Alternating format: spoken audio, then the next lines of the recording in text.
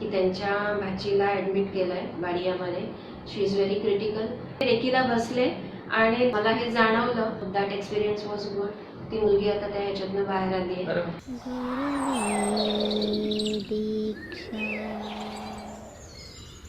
माझं नाव रुची पवार. मी financial adviser आहे.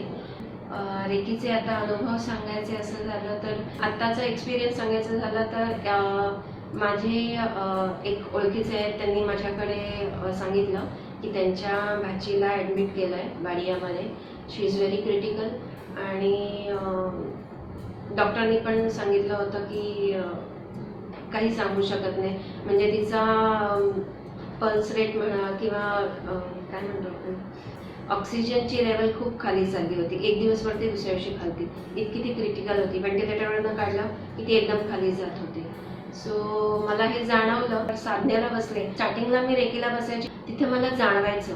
मी रेकीला बसले आणि लिटरली दोन्ही हातातनं वाहायला म्हणजे सुरू झाली. ॲक्च्युली करताना तिच्या इच अँड एव्हरी पॉईंटवरती जाणवत होते. स्टार्ट टू वर पासून ते खालपर्यंत. तेव्हा मला असं दिसायचं की जे काही आतले जे बदल होते ते खूप छान होते. तिला काय फील होते ते मला इथूनही कळायचं की तर रेकी काम करायला लागेल. आणि इट वॉज वंडरफुल एक्सपिरियन्स. आणि त्यांना मी सांगितलं की ती व्यवस्थित ह्याच्यातनं बाहेर येईल म्हणून. That experience was good. ती मुलगी आता त्या ह्याच्यातनं बाहेर आली आहे. ॲक्च्युली मला सांगताना पण खूप जड होतं कारण का ते ॲक्च्युली कोणाला थँक्स म्हणावं. I actually said thank you to you reiki. सगळ्यांना त्यावेळेला तिथे बसून सगळ्यांना थँक्यू म्हटलं.